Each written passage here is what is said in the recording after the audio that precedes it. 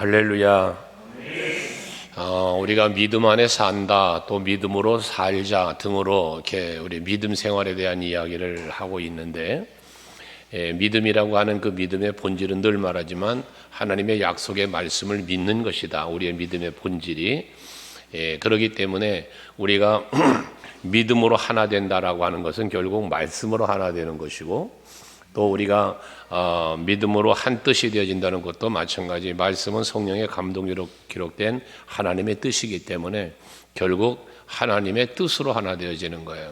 하나 된다는 데는 항상 하나 되어짐 속에는 그 구심점이 있는데, 오늘 말씀 가운데서 믿는 무리가 32절에 보면 한 마음과 한 뜻이 되었다라고 말하죠.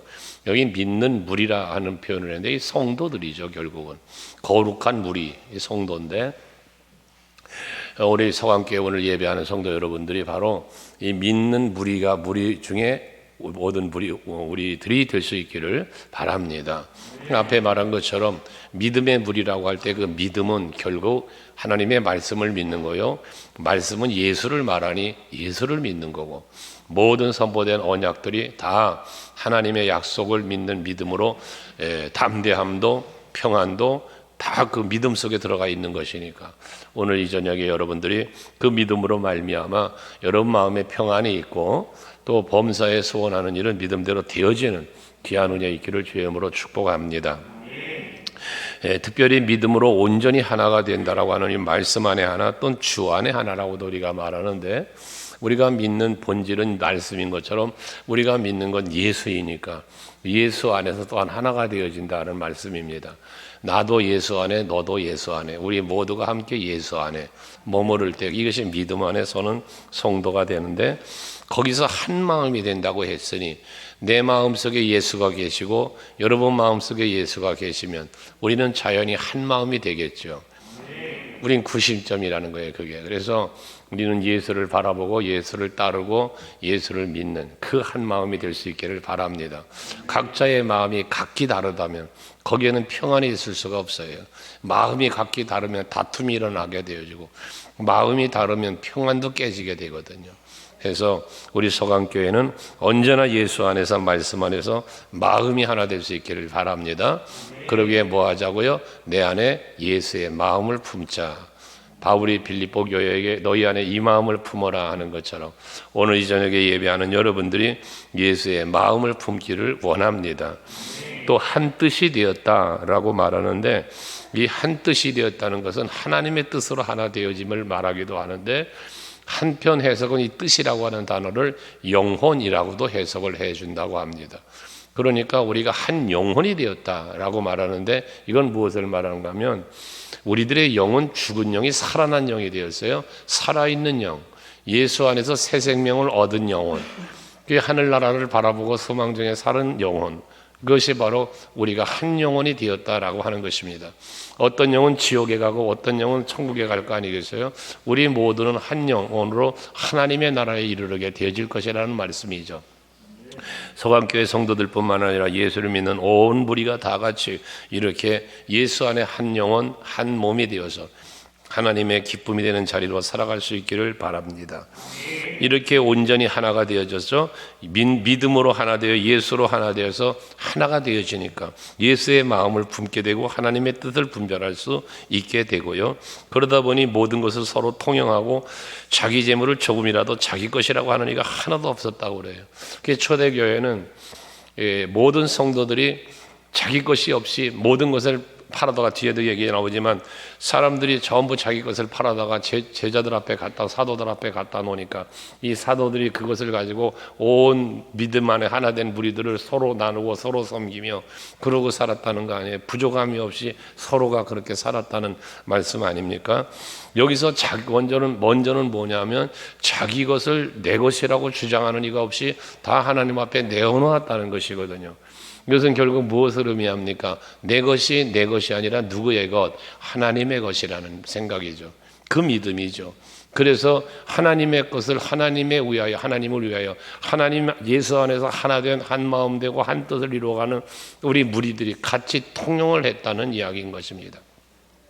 이것은 모든 것의 주인이 하나님이심에 대한 고백이라는 것이고, 또한 욕심이 없었다는 이야기이고요. 그래서 나 중심이 아닌 예수 중심으로, 또 개인 중심이 아닌 무리를 중심으로 살아가는 이들의 모습을 볼 수 있게 되어지는 겁니다. 뒤에 아나니아 삽비라의 이야기가 나옵니다마는 이 아나니아 삽비라도 이들이 하는 것을 보고 저들도 소유를 팔아서 절반을 내놓고 절반은 감추었다라 그랬잖아요. 내놓은 것은 대단한 것입니다만 감춘 것은 무엇입니까? 자기 욕심이고 자기 중심이었다는 것이죠. 그러나 오늘 본문에서 말하는 이 성도들의 모습에는 아나니아 삽비라 같은 모습이 아니라 욕심 없이 자기 중심이 아닌 하나님 중심, 예수 중심, 또 교회 중심으로 이들은 살게 되었다는 이야기죠. 여러분들이 바로 그런 믿음으로 살 수 있기를 바랍니다.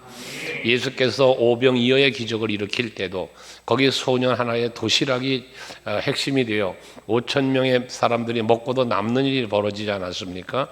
거기에는 이 초대교회의 이 역사처럼 그 어린 소년 하나의 희생이, 소년 하나의 그 헌신이 바로 그 기적을 일으키게 되었다는 사실을 우리는 압니다. 여러분들께서 바로 그런 마음으로 내 것을 내 것으로만 생각하지 말고 하나님의 것이라는 의식을 갖고 하나님이 요구하신다면, 하나님이 원하신다면 그 모든 것을 내놓고 드릴 수 있는 여러분들이 되자는 거예요. 이스라엘 백성들이 애굽에서 출애굽을 할 때에 장자의 죽음이라고 하는 엄청난 재앙이 애굽에 쏟아지게 되고, 그때 이스라엘 백성들을 놓아주게 되잖아요. 애굽에서요. 그때 하나님께서 이스라엘 백성들에게 은혜를 입혔다고 그랬어요. 은혜를 입게 하시니까 어떻게 돼요? 그들이 큰 재물을 이끌고 나왔다고 그럽니다. 애굽에서 종로로 타던 그들이 애굽 땅에서 애굽 사람들에게 많은 은금 폐물을 얻어가지고 나올 수 있도록, 취하여 나올 수 있도록, 마치 전쟁에서 승리한 사람들이 그 전쟁에 승리한 것으로 그 패한 나라 것들을 취하는 것처럼 애굽에서 그렇게 많은 큰 재물을 이끌고 나올 수 있도록 하나님께서 그들에게 은혜를 베푸셨다고 했어요. 근데 그 은혜는 창세기 15장에 아브라함에게 주셨던 약속, 언약의 성취로 되어진 일이라고 그랬죠. 그러면 가지고 나온 저들에게는 그 큰 재물은 다 누구 것입니까? 각자의 것이잖아요. 자기가 가지고 나왔으니 각자의 것입니다. 그런데 뒤에 출애굽의 과정 속에서 출애굽기 34장, 35장, 36장을 보면 성막을 만들게 되어지는데, 그 성막을 만들 때에 백성들이 그 성막 만드는 일에 쓰라고 가지고 있던 은금 폐물을 모두 다 그 올리압과 부살렐이라는 사람이 이것을 성막을 만들 때 그 앞에 가져오는 거예요. 성막 만드는 그 현장으로 은금 폐물을 다 가져왔다는 거예요. 얼마나 많이 가지고 왔던지 그 일하는 사람들이 일손을 멈추고 모세에게 와서 우리가 이 성막을 만드는 일에 충분하니까, 지금 남으니까 백성들에게 그만 가져오라 하세요 라고 말할 정도로 그들이 그렇게 큰 재물을 가지고 날마다 아침마다 가져왔다고 그랬습니다. 그 이야기는 무엇이겠어요? 아침마다 가지고 있을 만큼 풍성한 것이 있었다는 이야기지요. 그렇게 풍성한 것이 있었다는 것과 또한 그들이 그렇게 풍성하게 계속해서 하나님 앞에 성막 건축하는 일을 위하여 헌물을 드린다는 것은 자기 것으로만, 자기 욕심만을 채기 위한 것으로 하지 아니했다는 것이에요. 감추어 놓을 수 있죠. 누굽니까? 여리고성을 함락시키고 난 뒤에 또 아이성의 전투에서 실패한 것이 아간이라고 하는 사람의 그 욕심 때문에 감추어 놨던, 하나님께서 그러지 말라고 했는데 그걸 감추어 놓았다가 그것이 들통이 나고, 그래 전부 다 돌 맞아 죽고 돌무더기 속에 묻혀지는 그런 참변을 당했지 않았습니까? 이유는 무엇 때문이었습니까? 욕심 때문이었습니다. 한데 초대교회 이들의 모습에는 바로 그와 같은 욕심이 없었다는 것. 그럼 왜 욕심이 없었을까? 무엇 때문에 욕심이 없었을까? 그것은 바로 하늘의 소망이 있었기 때문이라는 것입니다. 예수께서 이 땅에 오셔서 우리들의 구원을 위하여 보여주신 모든 모범은 한 방울의 피 한 방울 남기지 않고 다 쏟아내어 우리를 향한 사랑으로 다 내어주셨던 그러한 예수, 목숨까지도 아끼지 아니하시고 내어놓아 주신 그 예수의 마음을 이들이 본받고 그 본으로 이렇게 섬기며 이렇게 욕심 없이 살아가는 모습을 보여주게 되었다는 것 아니겠습니까? 오늘 예배하는 여러분들에게도 하나님이 내게 주신 은혜를 은혜로 알고 받은 복을 복으로 알아, 하나님이 내게 주신 복으로 알아서 그 모든 것이 내 것이라기보다는 내 것이지만, 내 것으로 주었지만 궁극적으로 내 것이 아닌 하나님의 것으로, 하나님이 원하신다면 무엇이든지 내 생명조차도 내어놓을 수 있는 그런 굳건한 믿음과 다짐으로 신앙생활할 수 있는 여러분들이 되시기를 바랍니다. 그러면 놀라운 것은 무엇이냐 하면 34절에 보면 그 중에 가난한 사람이 없으니 라고 말합니다. 그럼 자기 집을 다 팔고 자기 밭을 다 팔아서 그 밭값을 가져다가 지금 사도들 앞에 내어놨는데, 그럼 자기 것은 아무것도 없잖아요. 그럼 가난해야죠. 뭔가 궁핍해야죠. 한데 말씀은 뭐라? 가난한 자가 없답니다. 궁핍한 자가 없다는 겁니다. 이 이야기는 무엇을 의미합니까? 하나님 앞에서 하나님의 뜻대로, 하나님의 기뻐하신 대로 쓰여질 때, 쓰임 받을 때는 하나님의 모든 필요를 채우시고 부족함이 없게 해 주신다는 말씀 아니겠습니까? 다윗은 여러분 이 시편 23편에서 보면 하나님은 나의 목자가 되셔서 늘 푸른 풀밭 쉴만한 말거로 인도하시고, 내가 그래서 모두 아무것도 부족함이 없다고 고백을 하며 삽니다. 우리 인간의 입장으로 볼 때 어찌 부족함이 없습니까?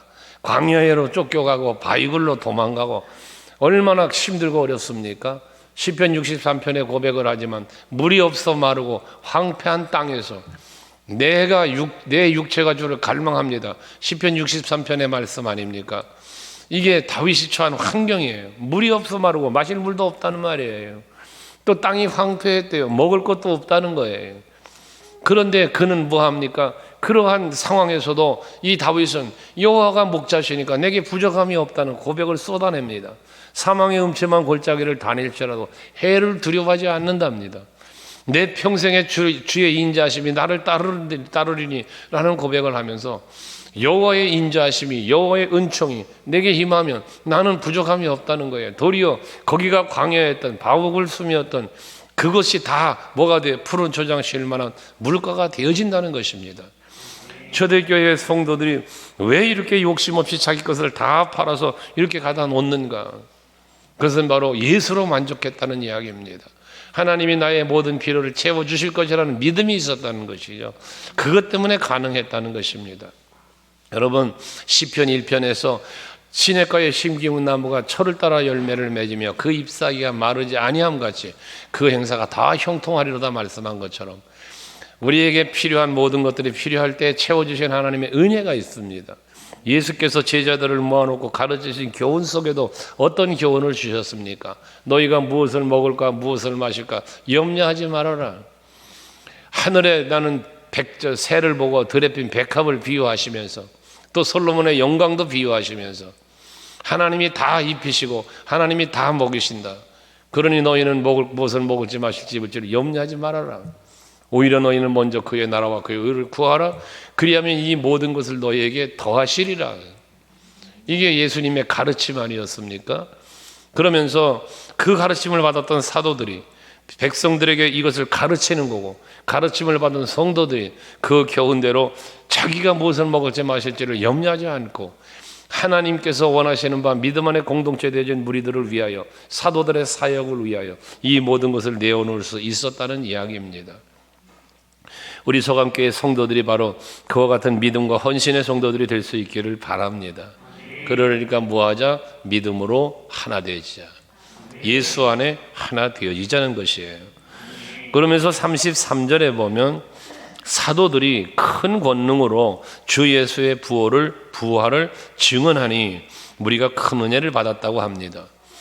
여기서도 말하는 것처럼 사도들이 지금 성도들에게 가르치는 게 뭐냐? 예수의 부활을 가르쳤다는 거예요. 예수님은 십자가에 죽었잖아요. 저들은 예수님의 죽은 걸 본 사람들이에요. 그리고 부활한 것도 본 사람들이에요. 사도들이 그것을 성도들에게 지금 뭐 하는 거예요? 선포하는 거예요. 가르치는 거예요. 야, 그 십자가에 못 박아 죽었던 예수가 부활했다. 다시 살아났다. 이 부활의 소망을 가르쳤다는 얘기거든요. 그러니까 죽음을 통한 두려움, 이런 것들이 다 사라지는 거죠. 왜? 죽었는데 다시 살아났다니까. 그 예수를 믿으면 나도 다시 살 수 있다니까 죽음도 두려워하지 않는 그런 믿음이 저들에게 생기게 되었다는 것 아니겠습니까? 그런데 이 성도들이 그것을 받으면서 우리가 큰 은혜를 받았다고 그러는데, 큰 은혜를 받았다는 표현하는 것은 무엇으로 받았다는 얘기입니까? 믿음으로 받았다는 얘기예요. 여러분, 제가 이런 얘기 간혹 하지만 하나님의 말씀이 선포되는데 어떤 사람은 말씀을 아멘으로 받아들이는 사람이 있고요, 어떤 사람은 말씀을 받아들이질 못하고 그 말씀에 걸림돌이 되어 시험 드는 사람도 있어요. 여러분, 말씀을 아멘으로 받는 사람은 은혜를 받은 사람이고, 그 말씀을 걷어차고 그 말씀 때문에 시험이 들었다면 은혜를 받지 못한 사람에 해당되는 것이죠. 여러분들이 말씀을 아멘으로, 하나님의 언약의 말씀을 아멘으로 받는다면 그 말씀대로 이루어지고 성취되는 복도 받는 것이고요, 그것을 거절하고 거부한다면 그 약속된 복도 거부하는 것이 되어지는 거니까요. 가나안 땅을 정탐했던 정탐꾼들의 이야기에서도 여실히 드러나는 것처럼 하나님께서 약속하신 땅 아닙니까? 가나안이.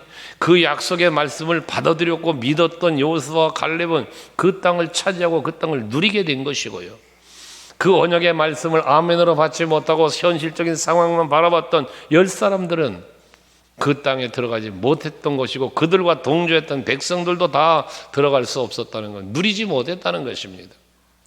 그러니까 우리가 하나님의 믿음으로 하나됨을 말했지만, 믿음의 사람이 되어 믿음으로 사는 자가 될 때, 우리 찬송가 384장을 찬송하는 것처럼 믿음으로 사는 자가 하늘의 위로를 받고, 믿음으로 사는 자가 무슨 일을 만나든지 만사 형통하게 된다는 거예요. 그러니까 여러분들이 항상 하나님의 말씀을 받을 때, 지금 사도들이 가르쳤다고 그랬는데 지금도 저는 말씀을 통하여 여러분들에게 선포하는 거 아닙니까? 이때 말씀을 은혜로 받으시길 바라는 거예요. 그래야 은혜의 역사가 여러분 삶 속에 일어나는 것이거든요. 여기서 이제 또 한 가지 생각할 것은, 사도들이 백성들을, 성도들을 가르치는데 큰 권능으로 가르쳤다고 그래요. 큰 권능으로. 여기서 말하는 큰 권능은, 사도들이 큰 권능으로라는 것은 무슨 권능이겠어요? 사도행전 1장에서 예수께서 말씀하신 대로 오직 성령이 너에게 임하시면 권능을 받고 그랬지 않았어요? 그러니까 이들이 큰 권능으로 말하는 것은 뭐냐? 성령의 권능으로예요. 성령의 감동으로예요. 성령의 능력으로인 거예요. 거기에 그 성령의 능력과 성령의 감동으로 가르치니까 그 성령의 감동이 그 말씀을 듣는 성도들에게도 들어가서 은혜를 받게 되는 거고, 또 믿음이 생겨지게 된다, 그 말이거든요. 여러분, 이 저녁에도 저는 여러분에게 말씀을 전할 때 늘 하는 기도지만, 성령의 감동으로 기록되어진 말씀, 성령의 감동으로, 동일한 감동으로 선포할 수 있게 해주시고, 말씀을 듣는 여러분들에게도 성령님 감동하셔서 깨닫게 해달라고, 그 깨달음 때문에 심령이 새로워지고 강건해지게 해달라고, 또 깨달은 대로 살 수 있는 성령의 능력도 달라고, 이와 같은 기도를 끊임없이 하는 거예요, 매 말씀 때마다. 여러분들, 오늘도 이 밤에 주의 성령의 그 권능이 여러분들에게도 임하시길 주의 이름으로 축원합니다. 그래야 가르칠 수도 있고, 그래야 받아들일 수 있고, 그래야 믿어지게 되고, 믿어져야 또 그 말씀대로 살게 되어지는 거니까 말입니다. 성령이 충만한 곳에 은혜가 충만합니다. 성령이 충만한 곳에 또한 하나님의 놀라운 역사하심도 나타나게 되어지는 것이에요. 성령이 충만하니 마가다락방에 무서워 떨며 숨어있던 무리들이 나아가서 담대하게 복음을 전하게 되고, 성령이 충만하고 은혜가 충만하니까 자기 소유를 다 팔아서 사도들 앞에 내어놓고 자기 것을 하나도 자기 것이라고 생각하는 자가 없을 만큼 그런 행동이 나와졌다는 얘기거든요. 성령 충만, 은혜 충만 날입니다. 우리 서강교회 성도 여러분들 모두에게 이렇게 성령이 충만하고 은혜가 충만한 삶을 살아가는 여러분 모두 될 수 있기를 주의 이름으로 축복합니다. 그럼 이렇게 성령이 충만하고 은혜가 충만하니까 세상 것을 보는 게 아니라 무엇을 봅니까? 부활의 소망을 봅니다. 이 부활의 소망은 무엇으로 이루어집니까? 하늘의 소망으로 이루어집니다. 예수께서 부활하신 후에 제자들 앞에 나타나시고 많은 사람들에게 보이시며 하늘로 올라가셨습니다. 올라가는 걸 보여주셨어요. 그러시면서 너희가 본대로 내가 다시 오리라고 말씀을 하셨단 말이죠. 이것을 지금 초대교회의 사도들이, 초대교회의 많은 무리들이 보고 듣고 한 거예요. 이것을 근거로 하니까 이들에게는 뭐가 생겼다? 하늘의 소망이 생겼다는 거예요. 앞에 말했던 부활의 소망뿐만 아니라 내가 죽어도 살겠고라는 이 말씀처럼 이제는 하늘의 소망도 갖게 되었다는 것이죠. 그러니까 뭐에 욕심이 없고 오직 하늘을 바라보며 살게 되어지니 이제는 거기서 하늘나라에 이르러서 내가 받아 누릴 상급과 면류관을 바라보니까 이젠 거기에 사랑이 있고 거기에 섬김이 있어진다는 것이에요. 여러분들, 사랑을 사랑한다, 섬긴다라고 하는 것은 자기 희생 없이는 안 되는 것이라 그랬잖아요. 사랑은 희생 없이 안 되는 거예요. 섬김 마찬가지인 거예요. 예수께서도 인자가 온 것은 섬김을 받으려 함이 아니고 도리어 섬기려 하고 많은 사람들의 대성물 되기 위하여 오셨다 하잖아요. 그런데 그 섬기기 위하여, 대성물 되기 위하여 뭐 한 거예요? 십자가 지신 거예요. 이게 예수님의 희생이지 않습니까? 아가페 사랑이라고 우리가 말하는 이 사랑이란 말이죠. 그러니 우리가 그 사랑을 받은 성도들답게 이제 우리도 사랑하며 살아야겠는데, 이 사랑을 위한, 섬김을 위한 희생이 어떻게 이루어져? 앞에 말한 자기 소유 다 팔고 그래서 사도 앞에 내놓고 한, 그게 어디서부터 왔다? 하늘의 소망으로 왔다는 것이에요.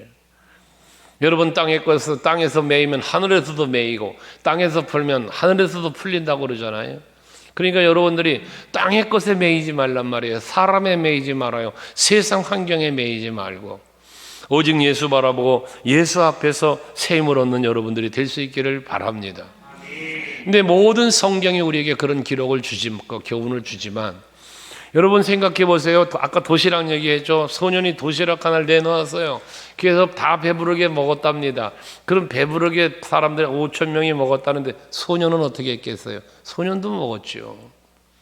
자기 도시락 혼자 까먹어도 어차피 자기 도시락 하나 먹는 거고, 성경의 기록은 배불리 먹고도 남았다고 그랬으니 도시락을 내놓은 소년도 배부르게 먹었을 것 아니겠어요? 혼자 먹어도 배부르게 먹었을 것이요, 다 나눠주고도 배부르게 먹었을 것이며, 12강줄이나 남았다고 하니 이 12강줄이 남은 것, 그 가운데서 여러분, 저는 뭐 성경에 기록이 없는 이야기지만 혼자 생각해 보면 이 남은 것 중에 어린 소년에게, 야, 너 갖고 싶은 거 다 가져라, 네가 가져가고 싶은 만큼 가져가거라. 사람들이 그러고도 남지 않았겠어요? 제자들이. 왜? 그 아이 것으로부터 출발했으니까요. 시작된 것이니까요. 그 아이에게 먼저 우선권을 주지 않았겠느냐는 생각을 갖게 합니다. 무슨 말씀이냐 하면, 우리가 하나님의 뜻을 이루고 하나님의 기쁨이 되는 삶을 살기 위해 내가 사랑하고 내가 섬기고 내가 희생하면서 내 모든 것을 내놓았다 할지라도 부족함이 없이 다시 채워주시는 하나님의 은혜가 있다는 겁니다. 열왕기상 17장에 보면 사르밧 과부의 이야기를 간혹 여러분에게 드렸죠. 그 사르밧 과부 같은 경우는 먹을 것이 없어서요, 마지막 떡 한 덩어리 굶주리다가 마지막 떡 한 덩어리를 만들어서 아들하고 나눠 먹고 죽으려고 하는 여인이었잖아요.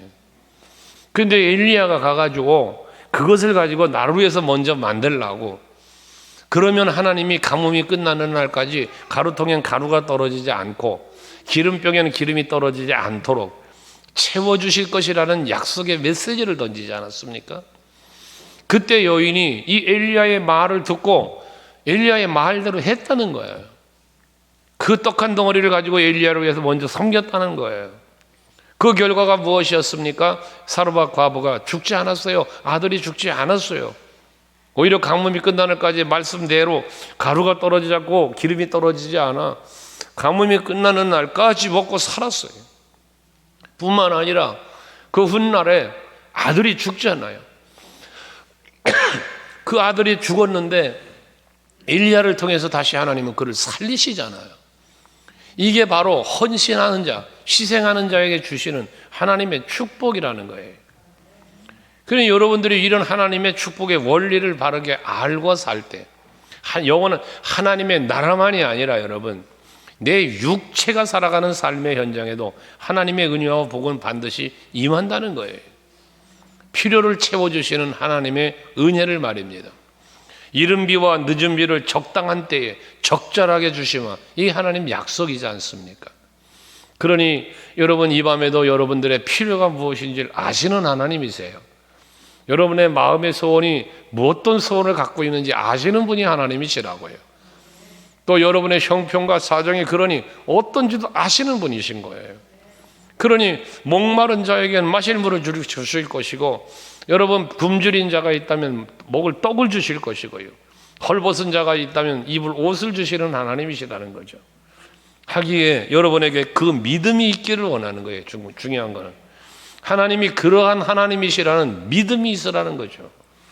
그래야 여기 성경에 나온 이 초대교회의 이 성도들의 이 믿음으로 모여있는 믿음 무리 속에 우리도 들어가게 되는 거고, 이들의 아름다운 헌신 같은 헌신도 우리가 이루게 되는 것이고요, 그때 그 헌신한 무리에게 부족한 거 가난한 사람도 없다고 말한 것처럼, 그런 여러분들에게도 하나님은 부족함이 없도록, 가난한 자가 되지 않도록 하나님은 은혜를 베풀어 주신다는 겁니다.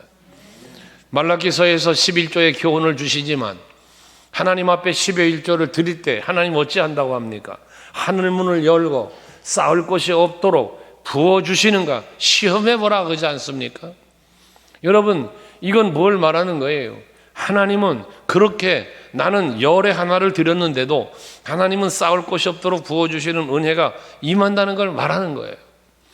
믿음의 사람, 하나님을 바라보는 사람이 하나님의 영광을 드러낼 수 있고 또 그에 합당한 복도 받는 것입니다.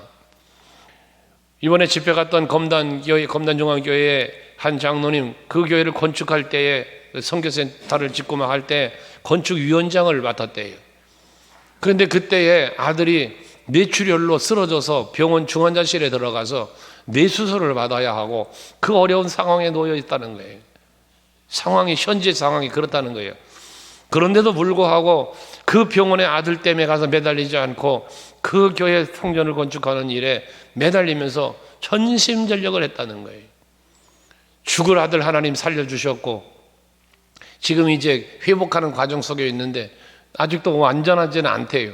하지만 지금도 이번 부흥회 때도 시간마다 빠짐없이 나와 앞에 앉아서 은혜 사모하고 기도하고 섬기는 모습을 참 보면서 저런 사람도 있구나, 이런 참 생각을 했어요.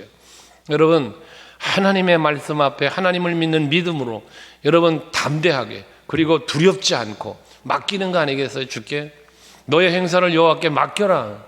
그러면 주가 이루시고, 여러분 이게 하나님의 약속 아니십니까? 정오의 빛같이 빛나게 해주신다.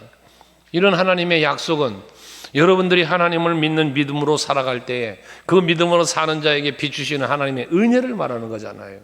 어둠의 권세가 감히 해치 못하고 밤에 달이 낮에 해가 상치 못하도록 졸지도 아니하시고 주무시지도 않으며 베푸시는 그런 하나님의 은혜, 이것을 누가 누립니까? 모든 사람이 누리는 은혜가 아니라고 그랬잖아요. 특별한 은총은 특별한 사람에게 임하는 거예요. 보편적 은총은 보편적으로 임하는 거지만 특별한 은총은 여러분 특별한 사람에게 임하는 겁니다. 여러분들이 정말 믿음 생활 하시면서 오늘 본문에 기록되어 있는 여기 믿음의 무리처럼 특별한 믿음의 사람들이 되시기를 바라는 겁니다. 아브라함이 특별한 믿음의 사람이었기에 큰 복을 받을 수 있었던 것 아닙니까? 아까 사르밧 과부를 이야기한 것처럼 그 여인은 특별한 믿음이었기 때문에 그 엄청난 은혜를 받은 것 아닙니까? 오늘 이 밤에 예배하는 여러분들이 찬송을 드려도 특별하게, 기도를 해도 특별하게, 말씀을 들어도 특별한 믿음으로 받고 듣고 외치고 간구할 수 있는 여러분들이 되시자는 겁니다. 그리할 때 하나님의 특별한 은총이 여러분들에게 임하게 될 줄로 믿습니다. 하여튼 우리가 하나님의 영광을 위하여, 하나님의 기쁨을 위하여, 또 누군가를 섬기고 사랑하기 위하여 예수의 사랑으로 그럴 때 하나님은 부족하지 않도록 채워주시는 은혜를 반드시 베푸신다라는 사실을 꼭 믿으시고 믿음의 승리자의 삶을 살아가는 여러분 모두 되시기를 주의 이름으로 축원합니다. 할렐루야. 540장을 찬송하고 기도하시겠습니다. 나라와 민족을 위해서 기도하십시다. 한국 교회를 위해서 기도하고 우리 교회를 위해서 기도하시고, 또 요즘 코로나가 유행되면서 우리 교회에도 확진자들이 또 하나씩 둘씩 다시 또 늘어나기 시작하는데 위해서 기도하시고 또 여러분들 각별히 조심하시고 그래서 생활에 어려움 겪지 않도록 또 교회적으로도 문제가 되지 않도록 각별히들 좀 건강 주의하시고 기도하시고 또 환절기다 되다 보니까 더 이 감기와 더불어서 또 오는 것 같아요. 조심들 하시면서 이 밤에도 기도하고 응답받고 돌아가는 밤이 되시기를 바랍니다.